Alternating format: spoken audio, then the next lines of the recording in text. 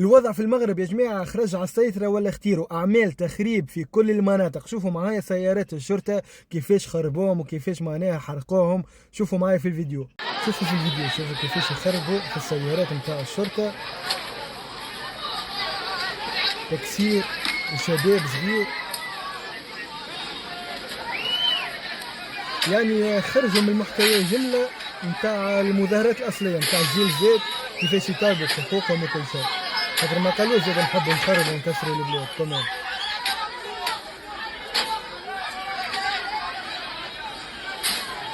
شوف سيارات الشرطة كمان، هذا ملك الدولة، زاد ما يجيش انك تكسر حاجات تابعة الدولة. حتى كان عبر بكل حرية، طالب بحقك، لكن التكسير والتخريب والحاجات هذيا لا.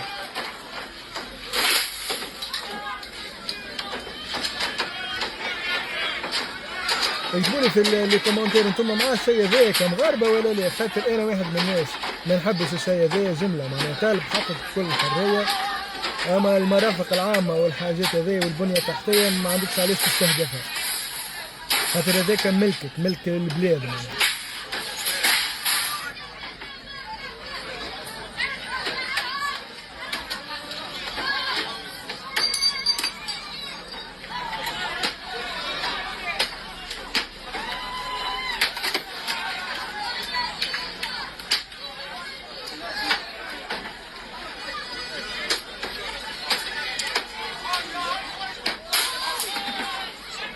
فات الكرهبة فات.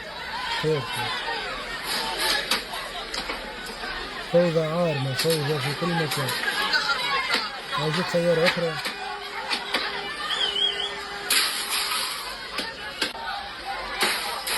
سيارة أخرى ده.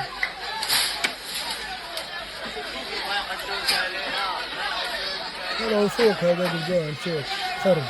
كلبوه بشكل بوه والله كلبوه.